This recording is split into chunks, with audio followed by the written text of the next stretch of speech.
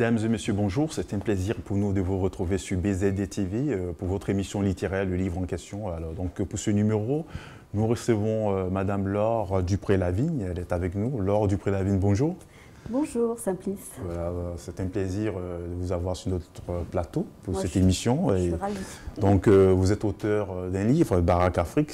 Vous avez d'autres livres ou... C'est mon premier livre. Et vous avez l'intention d'écrire d'autres encore? Je suis dans l'écriture, là, ça y est, j'ai démarré l'écriture de la suite. Ah, de la suite de Baraque Afrique. Voilà, donc avant tout, Laure Dupré-Lavigne, on va lire selon ce qu'a écrit votre éditeur. Donc, la quatrième de couverture de votre livre. Donc, Laure Dupré-Lavigne a 55 ans. Elle est mère de 2 filles et elle consacre plus de la moitié de son existence à sa vie familiale et à ses 2 mariages qui ont été soldés par un divorce, oui. On dirait malheureusement peut-être. Oui, oui, très heureusement, par 2 divorces. Ah, heureusement pour vous, le divorce oui, c'est un rebondissement. Vos 2 divorces, c'était heureux Oui, les divorces, les mariages ont eu des belles parties de grande joie. Et puis, bon, ça s'est soldé par... il fallait que ça se termine, donc on termine, mais... Malheureusement, mais bon, heureusement, bon, ok, c'est votre parcours, hein, de toute façon. Et donc, je poursuis, donc l'amour est au cœur de sa vie. Adolescente, donc elle griffonne quelques rimes, mais enterre ses poésies dans l'oubli. Sa quête d'identité et de sens, à l'âge de 30 ans, l'amène vers une démarche de développement personnel. Vous validez à chaque fois absolument, ce que votre auteur dit. Et donc, l'atelier de théâtre amateur fait surgir en elle cette inspiration des mots. Son divorce à 50 ans devient le catalyseur. Aimer à nouveau ouvre des brèches, des émotions atteignent le paroxysme, les mots deviennent des mots et Baraque Afrique voit le jour comme l'acte libérateur, l'exutoire dans ce récit authentique. Alors donc, vous confirmez tout ce qui est dit là sur vous? Je confirme complètement. C'est un récit authentique? C'est un récit authentique, c'est une histoire vécue, voilà, avec... Donc, on va en même temps rapidement un petit résumé de l'histoire. Donc Baraque Afrique est un témoignage authentique et sans complexe du parcours affectif tourmenté et tumultueux de Caroline, une séduisante et jolie quinquagénaire après son second divorce. Elle se laisse emporter par des romances où ses attirances basculent. L'Afrique frappe à sa porte. Ils sont jeunes, beaux, irrésistibles. Caroline s'aventure dans l'amour purel, la passion la dévore. Elle ose se dévoiler sans aucune censure.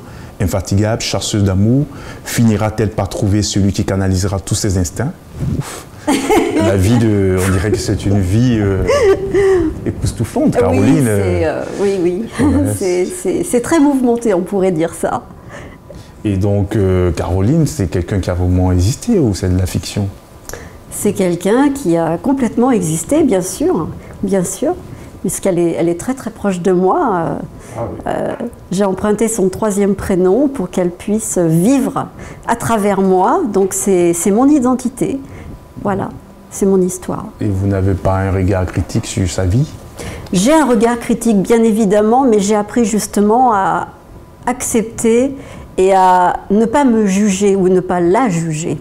Voilà, parce que... Dédoublement entre bien sûr, elle se regarde aussi, elle a pris, enfin du moins moi j'ai pris de la distance et un petit peu de recul pour regarder un petit peu cette vie et me dire, mais si j'étais quelqu'un d'extérieur, quel regard je porterais sur cette vie qui est certes un petit peu originale, un petit peu, voilà, audacieuse.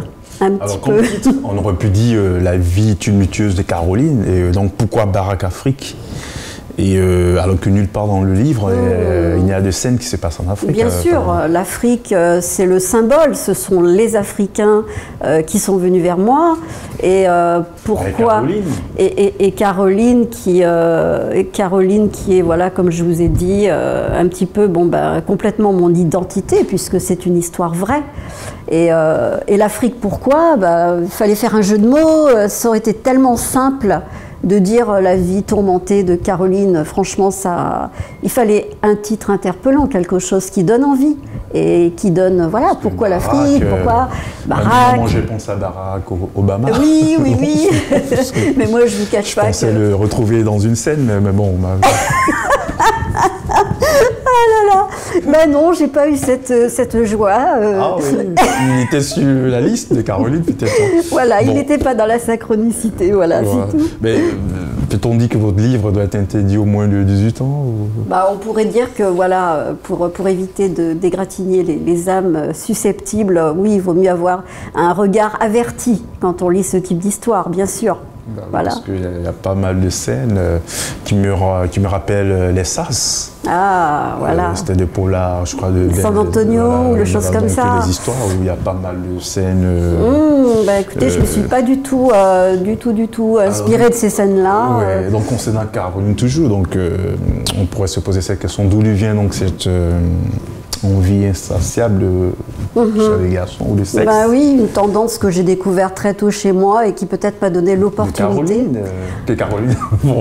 Eh bien oui, mais voyez la difficulté. C'est dédoublement. Bah oui, mais je me dédouble. Mais je suis obligée aussi de rentrer dans moi et de me dire, ok, Caroline, c'est aussi un peu beaucoup ma personne. Donc c'est mon identité, voilà, que j'ai traduit dans le livre en tant que Caroline. Caroline, elle a effectivement. Vous assumez sans complexe cette identité? Oui, je l'assume, bien sûr. Ça a été un petit peu compliqué à certains moments parce que j'ai dû faire face au jugement d'autrui. Oui, j'ai vu dans le livre, vous avez 2 filles. Alors voilà, Joyce et puis les enfants. Mélodie, je crois. Bien sûr. Et Mélodie et Joy ont un regard très critique et très plus que critique. Hein. Le jugement a été très froid, très dur, très. Voilà, c'est. Et donc on va vous laisser lire, par exemple, le chapitre 1, page 13. Oui. Donc voilà, il y a un extrait quand même assez évocateur. Alors c'est l'extrait où il est question, à un moment donné, voilà, le basculement à l'âge de 13 ans. Donc, à l'âge de 13 ans, donc Caroline, elle devient une femme, enfin. Elle avait tant attendu ce moment, ce fut une joie pour elle. « Maman, j'ai mes règles !» lança-t-elle. « Tu parles d'une histoire ?» répondit Suzanne d'un ton agacé. La simple idée d'imaginer cette dernière fille être une femme fut le point de départ de toutes ses angoisses. Les 3 premières sœurs étaient tombées enceintes très tôt et la sexualité était un sujet tabou. Suzanne, pensant protéger Caroline, s'opposa avec fermeté à la notion de joie et de légèreté. Interdiction formelle de sortir, car sortir signifiait se retrouver tôt ou tard le ventre rond. On va s'arrêter là. Donc, brièvement, vous qui êtes dans une forme de dédoublement avec Caroline, donc comment cette étape de sa vie a été vécue donc, par la jeune Caroline? Voilà, Caroline, en fait, elle devient une femme et là, c'est le début tout pour elle. Elle avait l'impression, enfin, que peut-être elle allait exister. Et c'était ça son problème depuis le tout début de sa vie. Elle avait l'impression d'être rien, d'être absolument insignifiante. Et être une femme, ça lui donnait un statut. Genre, eh ben, j'existe, je vais... Et là, à partir de là, il y a eu un basculement dans son cheminement psychologique. Ça veut dire qu'elle s'est rendue compte, elle qui n'avait aucune confiance en elle, elle qui n'avait aucune estime d'elle-même, elle qui n'était nourrie de rien, la sexualité s'est réveillée en elle à un moment donné, le fait d'être une femme, et elle a compris qu'elle avait enfin un impact. J'existe. Alors, évidemment, à travers la sexualité. Elle n'a peut-être pas trouvé le meilleur moyen, mais c'était un moyen pour dire « je vis, je suis vivante ». C'était fondamental pour elle. Et donc, vous l'avez lu tout à l'heure, Caroline a eu des sœurs qui sont tombées enceintes. Bien sûr. Et après, donc, quand elle est devenue femme, ses premières règles, il y a eu pas mal de restrictions. Bien sûr. Et est-ce que tout cela a-t-il impacté sa vie, la vie de Caroline, une fois adulte? Bien sûr, parce qu'elle s'est sentie dans un enfermement, un emprisonnement qui correspondait un petit peu au début de sa vie, c'est-à-dire son enfance. Et donc, c'était extrêmement douloureux parce qu'elle avait enregistré finalement le fait d'être aimée comme s'il y avait une notion de souffrance et d'enfermement. Donc forcément, ça a été un petit peu compliqué et ça va forcément impacter sa vie dans son rapport à l'affectif parce qu'elle cherche désespérément l'amour. Mais l'amour, on le sait. Une quête perpétuelle de l'amour. Et oui, et alors pour trouver l'amour, on passe par le sexe. Ah, elle avait trouvé que ça. Forcément. Il faut forcément passer par le sexe. Et ben pour elle, c'était le seul moyen qu'elle avait trouvé, en tout cas. on sait très bien qu'il y a mille et une façons d'apprendre à s'aimer, mais elle, c'était le seul moyen qu'elle avait trouvé. Elle n'avait pas reçu une éducation sexuelle? Pas forcément, puisqu'on parlait de rien. Ou en famille Caroline était quand même très intelligente dans le sens où elle était beaucoup dans l'observation. Il n'y avait pas forcément des choses qui étaient dites. Il y avait des choses qui étaient un peu voilées, qu'on apprenait par la sœur, l'autre sœur, etc. Parce que c'est un petit peu l'avantage d'avoir des grandes sœurs. Et en même temps, il y a beaucoup de choses qui sont un petit peu, voilà, mais on met un couvercle dessus, on n'en parle pas, parce que c'est pas bien. L'ométa, c'est tout. Voilà, et puis bon, une éducation paysanne avec des parents peu ouverts qui ont, voilà, leur logique et leur intelligence, le bon sens de la vie, mais en même temps, ils n'étaient pas forcément à l'endroit pour donner une éducation, parce qu'eux-mêmes, ils avaient déjà, bon, voilà, leurs limites, leurs tabous, et ce qu'on pouvait imaginer à l'époque dans ces questions-là, personne n'était ouvert. Donc voilà, Caroline, elle a grandi dans cet univers-là, très, très restreint intellectuellement, à tous les niveaux. Donc fallait qu'elle trouve tout toute seule. On va énumérer ici quelques hommes qui ont marqué la vie de Caroline. Il y a eu d'abord Dragan, originaire de l'Europe. Oui. Ça se prononce comment? Dragan. Dragan, bon. Voilà. Originaire de l'Europe de l'Est. Oui. Le père de sa fille aînée. Tout à fait. Joyce. Le père de Joy. Et puis il y a eu aussi Ahmet. Oui. Un maghrébin, père de sa deuxième fille Mélodie. Oui. Caroline s'est mariée à ces deux hommes, précisément. Et puis elle a divorcé, donc 2 mariages, 2 divorces. Bon. Donc, comment expliquer qu'est-ce qui a été à la base de l'échec de ces 2 mariages et de ces 2 relations Comme je vous disais tout à l'heure, le fait de l'éducation, Caroline était enfermée, Caroline ne s'estimait pas, Caroline avait trouvé des compensations à travers son rapport à l'homme et à la sexualité pour pouvoir se prouver sa valeur. Et effectivement, quand elle a réussi à s'aimer, elle a rencontré le premier homme. Avec qui voilà, le mariage a été un éclair, a duré 3 années.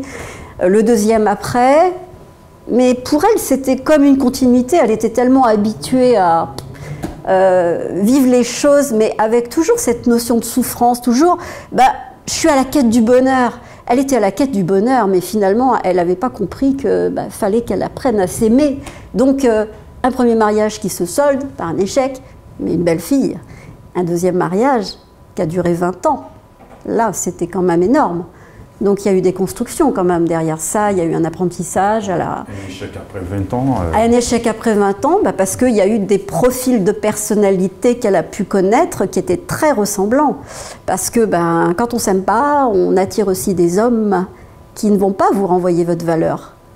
Donc, Caroline a attiré des hommes qui étaient totalement en décalage et qui ne pouvaient lui renvoyer que je ne m'aime pas, tu n'es pas la personne que. Donc, au bout d'un moment, on ne peut pas se construire dans une relation où on se sent dévalorisé, dégradé, avili, détruite quelque part. Et avec du recul, est-ce qu'on ne peut pas dire que le problème c'était Caroline? Bien sûr, c'était son histoire à elle. C'était elle qui posait le problème, qui était donc la cause de tous ces divorces ou bien sûr, elle était la cause, mais elle attirait aussi, parce que la personne en face d'elle, on est 2 aussi pour construire quelque chose qui marche, mais on est 2 aussi pour construire quelque chose qui s'effondre.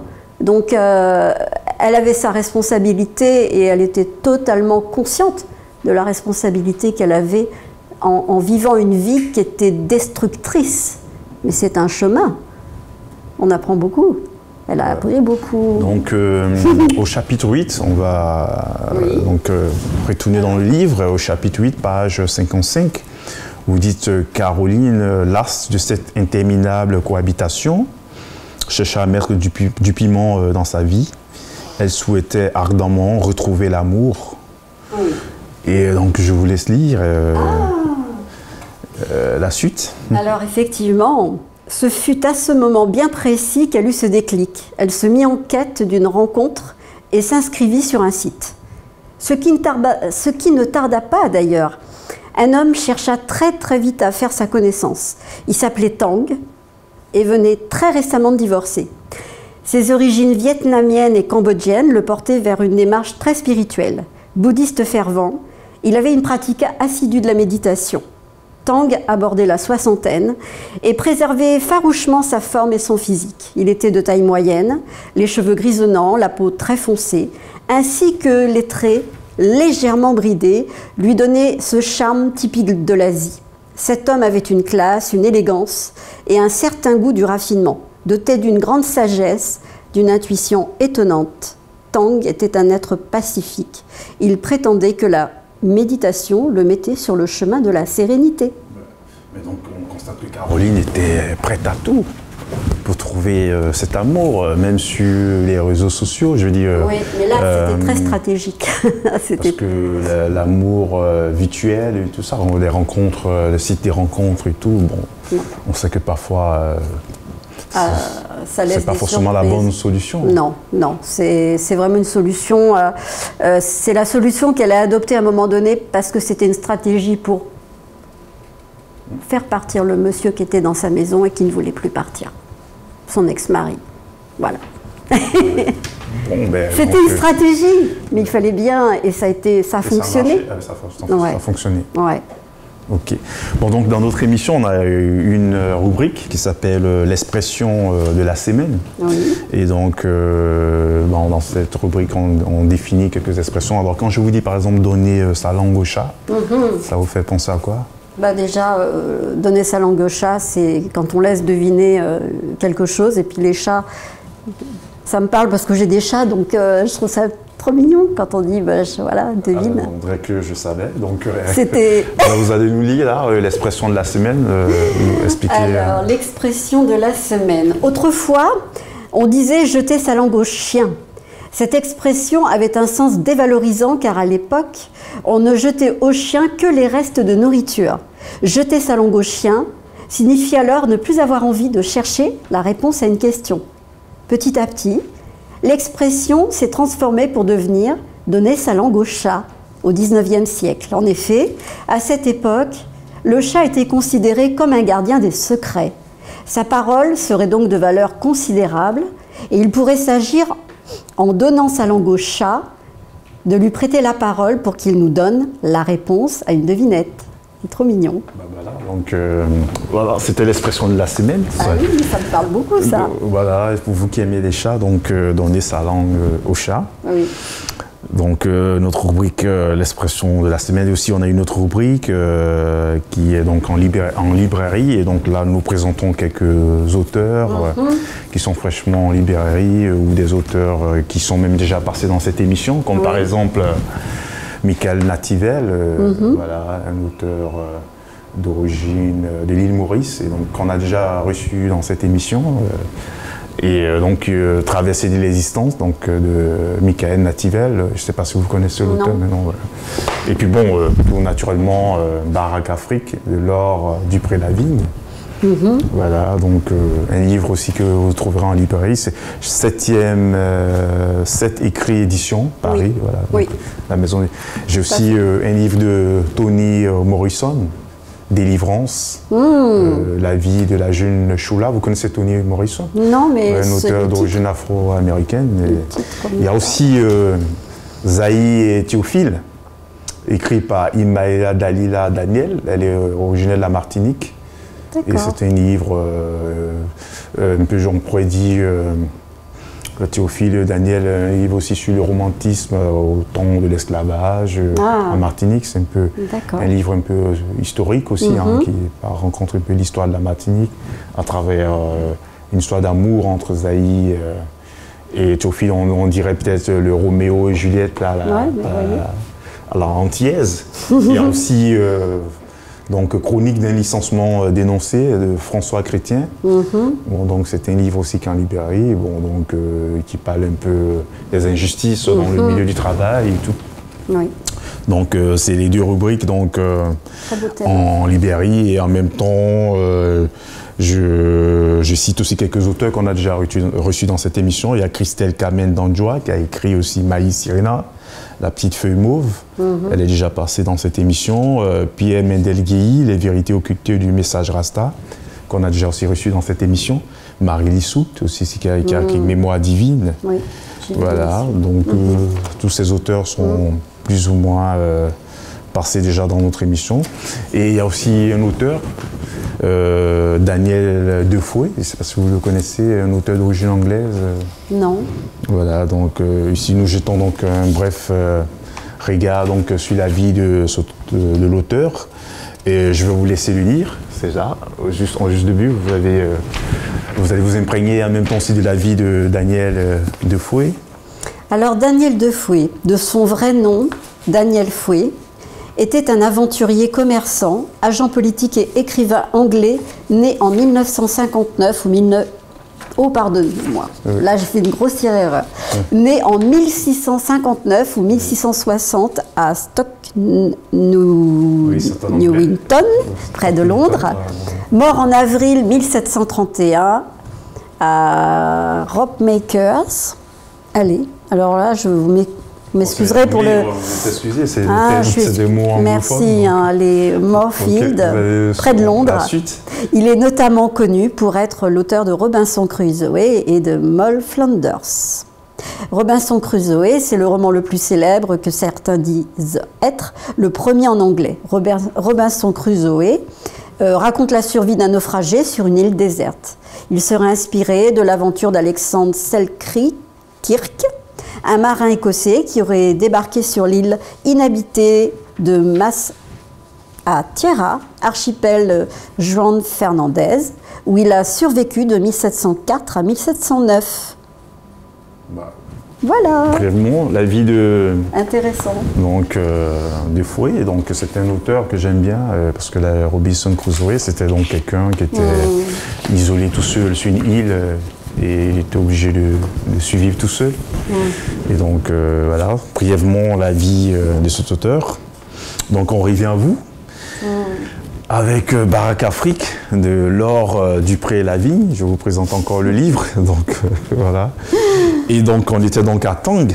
Il y a eu donc par la suite Tang, un asiatique, et je numère en même temps la plupart des personnes que Caroline a connues dans sa vie. Il y a eu Tang, un asiatique, Walter, de la Martinique, oui. Wilfried, un Antillais aussi, Moussa, originaire du Mali, Ben, originaire de la Côte d'Ivoire, oui. Jérôme, aussi des Antilles, si je ne me trompe pas, Patrick, originaire du Congo et vivant en Grèce, et on fait Malik, originaire du Mali. Pourquoi tant de personnages de race noire ou africaine par la suite, parmi les partenaires sexuels de Caroline? Parce que bon, après ces deux divorces, bon, on voit qu'elle bascule carrément dans le continent africain sexuellement. Oui, carrément, oui. C'est une attirance qui est arrivée à un moment donné dans sa vie, qu'elle n'aurait pas soupçonné un seul instant, mais qui est arrivée. Et puis ça a été un accueil très surpris et très heureux, parce que finalement elle a découvert des nouvelles sensations. Elle a découvert des saveurs qu'elle avait oubliées, et l'Afrique lui a donné des nouvelles saveurs, oui. Elle a exploré des choses qui ont été des nouveautés, mais quelque chose qui a été fabuleux. Bon, est-ce que c'est pas aussi un peu ce fantasme Il n'y avait pas de fantasme. Justement, c'est ça le truc, c'est que des fois on peut dire que pendant toute une vie on rêve elle a rêvé de rien du tout. Elle disait toujours non, je ne suis pas attirée par les hommes noirs. Elle l'a dit pendant des années, et elle a assumé le fait de. Et puis un beau jour, quand le premier a sonné à sa porte, parce que c'est eux qui sont venus. Oui, il y a eu ça a été interpellant, et ensuite un deuxième, après un troisième, et après autre, et non, après il y a un truc, quoi. Donc c'était certainement une découverte pour... Je pense que Caroline vivait dans un tel univers où on repoussait la différence, son enfance, que c'était presque une manière de réagir en disant « Eh bien, voyez à quel point je suis différente de vous ». En pensant à sa propre famille. Vous voyez, aujourd'hui, j'ai des relations avec des hommes noirs. Parce que là j'arrive au bout de...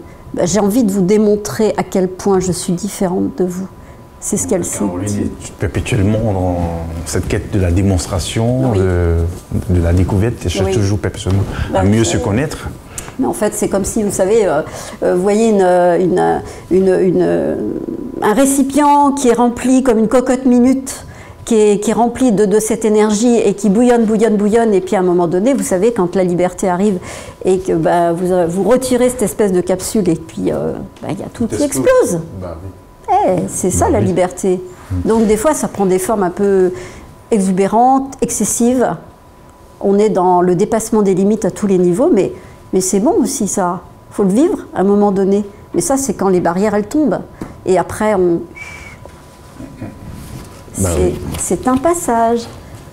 Oui, donc une vie assez extraordinaire. Hein. Donc tout un parcours, on dirait, pour Caroline. Je pourrais dire qu'elle s'est autorisée finalement ce qu'elle avait envie de vivre. Elle s'est, voilà, après, ce qu'elle a trouvé extraordinaire, ce qu'elle a aimé, c'était la liberté qu'elle vivait, en fait. Je crois que c'est cette notion de liberté qu'elle avait qui lui donnait un second souffle et elle s'est sentie exister parce qu'au moins elle s'écoutait, elle n'était plus sous l'emprise d'un parent ou de quelqu'un qui lui dit non, tu feras pas ça, tu vas être... On ne peut pas la taxer de nympho.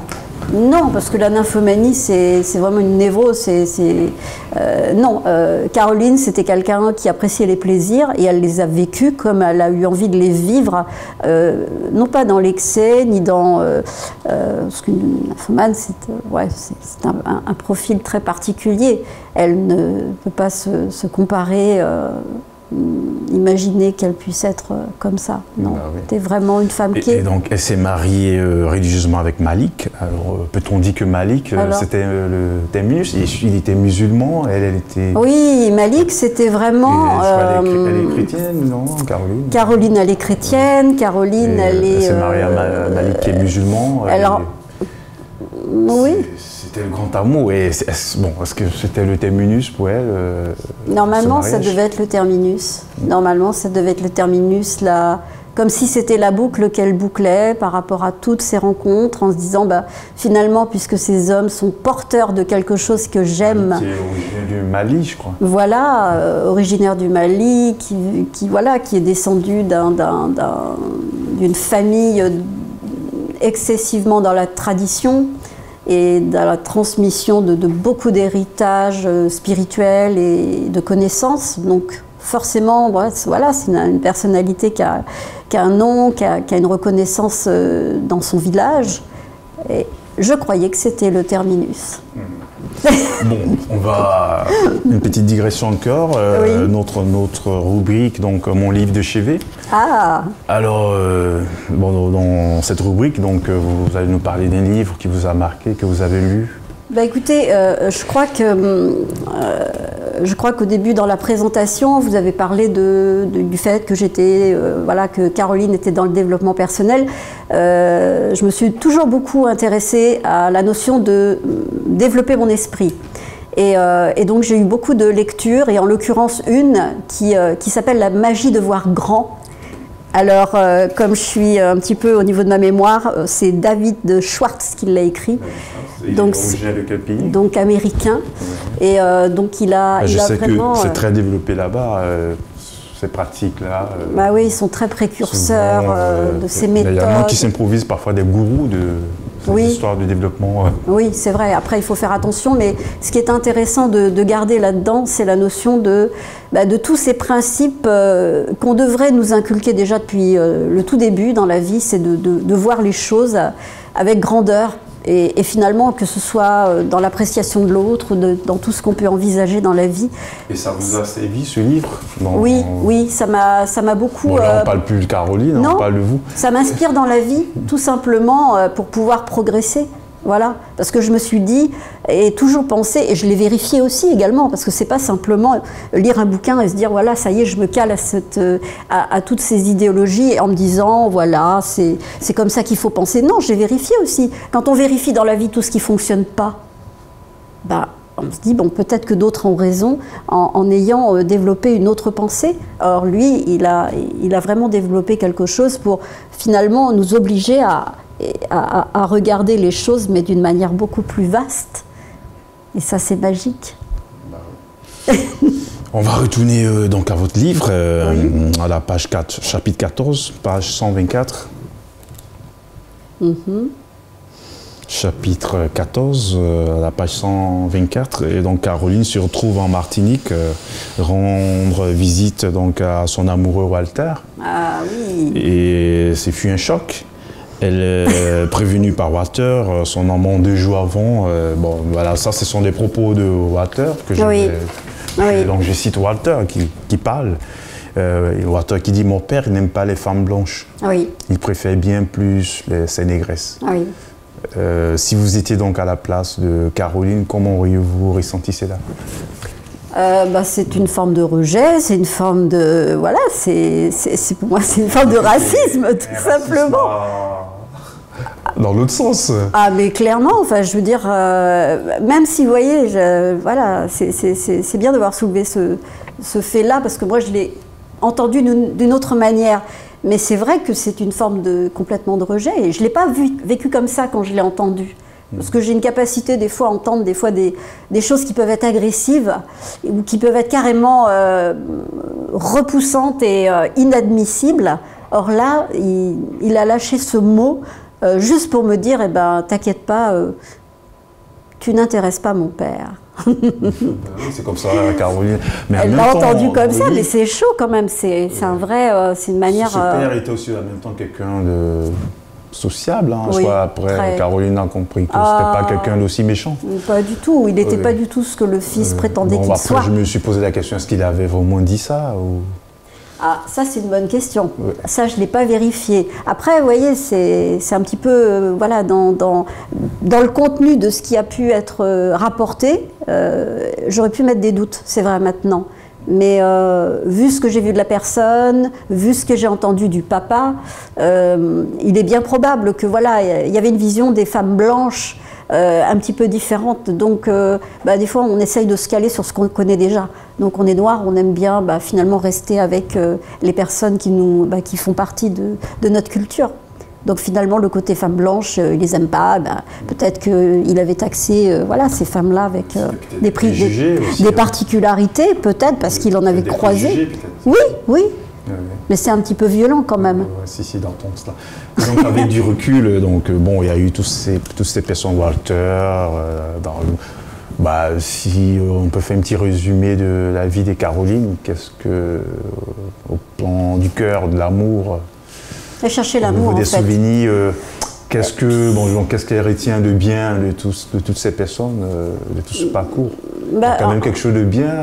Moi, franchement, ça a été une période. Des regrets non, pas du tout. Rencontrer toutes ces personnes. Ah non, pas du tout, pas du tout. Au contraire, pour moi, c'était très riche parce que chacun apportait une qualité dans ce que j'aimais.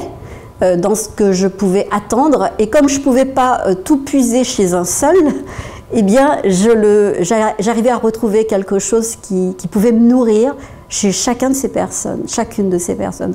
Donc, chacun était différent, chacun avait du temps ou un temps à me donner.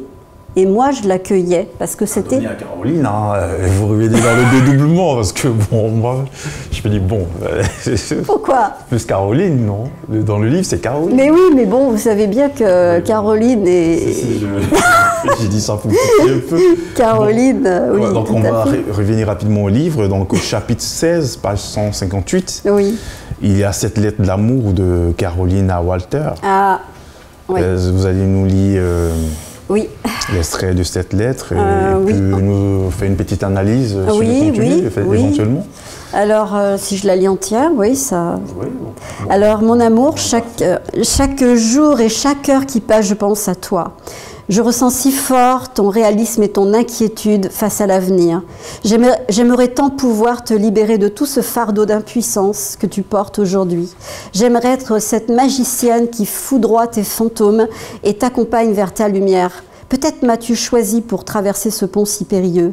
Tu accueilles mon amour comme une source à laquelle tu sembles aimer t'abreuver. Je t'accueille, toi mon amour, dans tes secrets, dans tes silences et dans ton regard avec tant de pudeur. Pourtant, tu oses m'avouer parfois que tu m'aimes. Je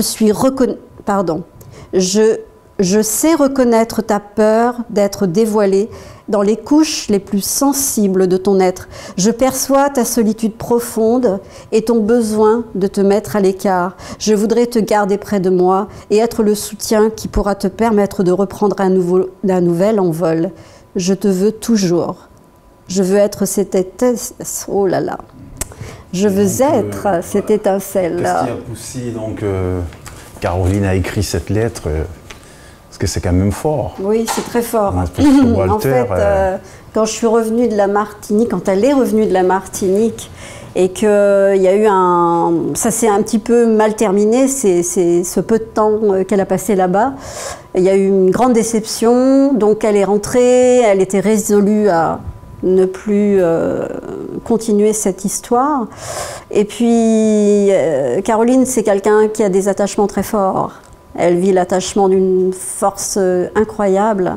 Donc elle a écrit à un moment donné cette lettre qu'elle lui a envoyée. Et quel a été le retour, le feedback? Eh bien, il n'y a eu aucun feedback. Ça, c'était la partie. Je sais qu'après, Walter est revenu après en France. Oui. À la suite, il est revenu. Oui, il est revenu en surprise, alors qu'elle s'y attendait pas. C'était quand même surprenant avec ce Walter. À chaque fois, Caroline et Walter avaient cette capacité à oui. Même après les absences, bon, il revenait avec sa répartait. Oui, il y avait toujours ça. Il y avait il y avait toujours des petits scènes torrides. Il y avait des scènes torrides, il y avait des situations qui étaient tellement inattendues et un peu abracadabrantes. Qu'est-ce qu'elle aimait tant chez Walter? Son côté inaccessible. Et puis elle était attirée par le côté sûrement un peu bad boy, ce côté un petit peu bandit. Elle était attirée par ça. C'est très étonnant, qui était tout l'inverse de sa nature vraiment profonde. Et parce qu'elle avait beaucoup de peur. Caroline, c'était une trouillarde, quoi. Elle aimait pas les situations comme ça dans la vraie vie. Elle était vraiment beaucoup dans les choses droites, mais c'était fascinant de rencontrer quelqu'un comme ça. C'était fascinant. En tout cas, c'est sûrement le piment qu'elle recherchait à cette époque. Et donc, je crois que tout à l'heure, vous avez dit que le livre il aura une suite. Oui. Barak Afrique, et ça sera toujours Barak Afrique? Ça va être Barak Afrique et il va porter un mot en plus. Oui. Et ça sera quoi ce mot? L'emprise. L'emprise. L'emprise. Et ces autres personnages seront toujours en toile de fond? Il y aura un personnage en toile de fond. Un. Et si c'est pas secret, ça serait qui ce personnage? Ça sera celui qui a été la clôture de Barak Afrique et qui était logiquement Malik, qui était là pour clôturer un petit peu et faire aboutir l'histoire. Donc, ok, on a rencontré des hommes, des Africains, et on termine avec lui. Sauf que c'est pas terminé. En tout cas, l'histoire continue. Avec Malik, ça sera développé encore plus. Oui. C'est-à-dire, ce sera peut-être la vie que Caroline a passée avec Malik. Oui, absolument. Parce que là, il y a tout un livre à écrire, parce que ce qu'elle a vécu à travers cette relation... En bien ou en mal je dirais en transformateur de prise de conscience. Vraiment, il est bon de rencontrer cette mécanique de personnalité pour pouvoir progresser. Alors, ça parlera... Bon, avec Malik, c'est vrai que c'était vers la fin du livre, donc la deuxième partie, ça sera toujours Malik, comme vous l'avez dit. Et qu'est-ce qui n'a pas marché avec Malik? Ça sera dans le prochain livre. Oui. Ça va découvrir. Eh bien, de toute façon, le titre est assez évocateur. J'ai décidé de l'appeler Barak Afrique l'emprise. C'est qu'il y a vraiment... tout est dit, là. L'emprise... Il y a une emprise très forte. Oui, mais naturelle, une emprise naturelle ou une emprise sur la personnalité de l'autre. Réciproquement ou on pourrait dire réciproquement, puisque quand il y a une histoire d'amour, il y a forcément une emprise de part et d'autre. Mais là, quand je parle d'emprise et que je dis le mot, c'est le mot fort en lettres majuscules. Donc là, on va vraiment je vais aborder à travers la vie de Caroline quelque chose, un thème qui fait parler beaucoup d'encre aujourd'hui. Et elle l'a vécu dans toutes ses formes. Vous pouvez le garder. Si, je peux en parler. Oui, je vais parler de la manipulation, de la perversion narcissique. Voilà ce que je vais aborder. Et là, elle l'a vécu dans toutes ses dimensions. La perversion narcissique, bon, c'est tout un programme. Hein. Eh bien, je vais expliquer comment, finalement, une femme éperdument amoureuse peut se laisser entraîner dans quelque chose qu'elle n'a pas vu au départ, elle n'a pas vu les signes, elle les a vus mais elle n'a pas vu les voir, elle n'a pas voulu les voir. Et elle se laisse entraîner dans quelque chose qui aurait pu la détruire. On va dire, vous en tant qu'auteur, qu'est-ce qui vous pousse à écrire? Eh bien, l'écriture pour moi c'est cathartique. Un catharsis. C'est une manière de libérer les émotions, c'est une manière de me servir de l'émotionnel, même des fois quand c'est douloureux. Et j'ai souvent remarqué que c'est quand c'est douloureux que j'ai envie d'écrire. Vous traitez, c'est une forme de traitement, un soin, complètement. En écrivant. Complètement. Une thérapie en fait. C'est une thérapie, puis en même temps c'est extrêmement jubilatoire d'écrire. Parce qu'il y a un état dans lequel je veux rentrer qui est une espèce de communication comme ça, où je peux mettre en place simplement le fait d'entendre de la musique, fumer des cigarettes, et puis être enfermé dans un truc. Et là, ça va peut-être faire rire, mais des fois, j'écoute la musique, je pose le clavier, je laisse, et je peux danser sur la musique pour activer des émotions et activer un ressenti. Oui, je vais danser toute seule dans mon salon. Je suis comme ça. Et après, vous écrivez. Et après, je me repose et j'écris. Je suis comme ça. Il y a une forme de transe, puisque la musique est une forme de transe. Il faut croire, ouais, il y a des musiques et il y a des danses ouais, qui me font basculer dans des ressentis, parce que quand je danse, je ressens des choses, je pense à des choses, il y a des choses qui me viennent, et là, clac, après je passe à... Ça y est, je me pose et... Vous êtes plus inspiré à partir de quel moment, à quelle heure? Le soir. Le soir. Bizarrement, c'est le soir, la nuit. Barack Afrique, je l'ai écrit pratiquement la nuit. Pratiquement la nuit, à partir de 10h jusqu'à pas d'heure. Toute seule, quoi. Ouais. Quand vous êtes toute seule en solo. Toute seule, voilà. Ça veut dire quand... aucune tension, aucune présence, j'ai besoin d'une inspiration. Alors mon inspiration, elle est là justement quand voilà, je peux accepter la présence du chat qui va passer devant le clavier, qui va même venir se poser sur mes genoux. Ça passe très bien. J'ai besoin d'être seule, sinon, ouais, si j'entends... Et donc aujourd'hui, quelles sont vos attentes par rapport au lecteur, par rapport à vos livres, votre livre et bientôt la suite? Quelles sont vos attentes par rapport au lecteur? Alors, les attentes, je pourrais dire que bon, je suis allée tellement loin dans l'intime que est-ce que ça va donner envie à des femmes peut-être de les ouvrir sur le rapport à l'homme, le rapport à la sexualité, l'idée aussi qu'à 50 ans, notre vie, elle continue. Je veux dire, on peut être divorcé, notre vie, elle est pas fichue, c'est pas un échec, parce que souvent on se pose des questions à cet âge-là. Est-ce que je suis encore une femme? Est-ce que je plais tout le temps? Est-ce que la séduction, elle est tout le temps opérante? Donc c'est beaucoup de questions qu'une femme peut se poser à ce moment-là, parce qu'elle peut se dire, bon bah ça y est, tout est foiré dans ma vie, j'arrive pas, les mariages ça passe pas. Mais en fin de compte, voilà, ça donne peut-être l'espérance à des femmes de pouvoir se dire que tout peut continuer. Et puis en même temps, et ben ça peut donner des clés aussi dans la séduction. Moi, je suis une femme européenne. J'ai abordé des hommes qui étaient d'une autre culture, d'autres religions également. Et donc ça m'a aussi ouvert des choses. Moi, j'ai découvert énormément de choses. Si ça pouvait donner des clés à d'autres femmes pour savoir le mode opératoire avec les hommes. Qu'est-ce qui peut donner du piment à leur vie sexuelle? Ça peut être sympa aussi. Donc, ben oui. Mais moi, pour moi, c'est la vie, tout ça. C'est la vie. Donc, c'est un plaisir pour nous de vous avoir comme invité. Moi, je suis ravie que vous ayez accepté de m'inviter. Je suis vraiment ravie. Si vous avez un message particulier pour nos téléspectateurs. Vous avez déjà fait une cérémonie de dédicace et tout ça, non? Vous n'avez pas ça en vue? Si vous avez un message pour inviter les gens? Récemment, je suis allée au Salon du Livre à Dourdan, donc j'ai rencontré beaucoup d'auteurs, j'ai rencontré des gens avec qui j'ai eu le plaisir d'échanger. Et finalement, je me rends compte que tout le monde les gens qui écrivent sont tous dans cette même émulation, c'est de faire découvrir et d'avoir la possibilité aussi de se faire connaître.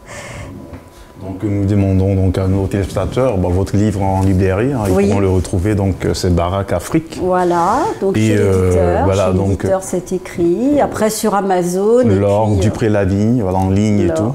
Laure Dupré-Lavigne. Donc nous avons notre émission tire à sa fin, donc vous allez respecter le rituel, donc c'est une dédicace. D'accord. Pour le staff de BZD-TV, et puis indirectement vous allez nous lire ce que vous écrivez. Alors d'accord, c'est avec plaisir que je vais vous faire une très belle dédicace. Vous allez le lire pour qu'on puisse entendre en même temps ce que vous écrivez. D'accord. Alors. Donc c'est l'émission Le Livre en question, avec Laure Dupré-Lavigne, qui est en train de nous faire une dédicace. Donc à vous aussi les téléspectateurs et donc à tout le staff de BZD-TV. Voilà, donc vous allez nous lire. Alors déjà, je vous dis merci au staff de l'émission BZD-TV. Donc, avec l'émission Le Livre en question. Dans l'émission... Je fais une redite, mais c'est pas grave. Dans l'émission Le Livre en question.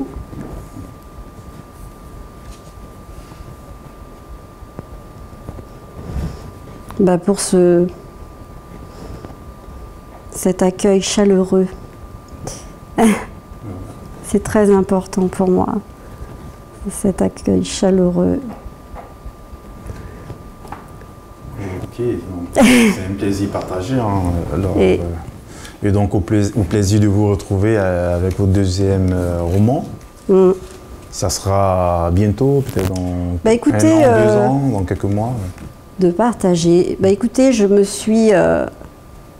suis fixé en fait un timing qui est de le terminer dans les 3 mois. Ok, vous allez nous lire et comme ça on va se dire au revoir en beauté. D'accord. Et se retrouver donc une prochaine fois sur BZD-TV.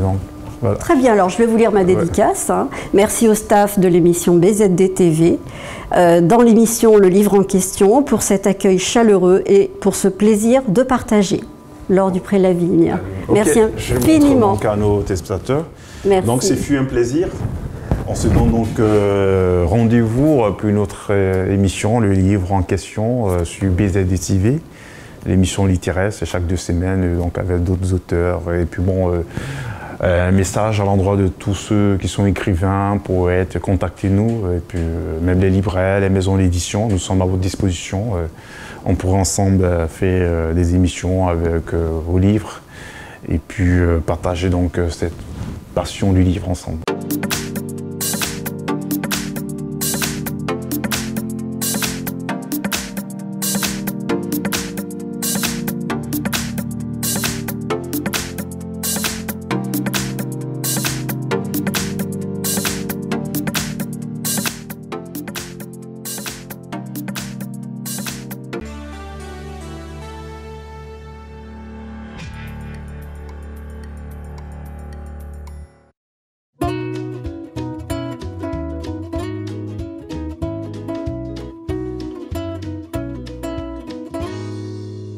Pour toutes vos stratégies de communication, vos manifestations politiques et culturelles, vos conférences et séminaires de formation, pour toutes vos cérémonies de mariage et de baptême, vous avez désormais une adresse professionnelle.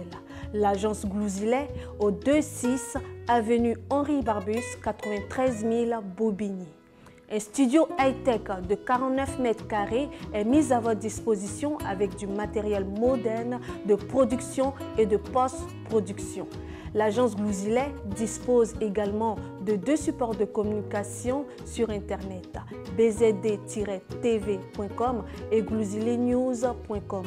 Pour plus d'informations, vous pouvez nous joindre au 09 19 588 881, 06 30 768 600, 06 65 381 367.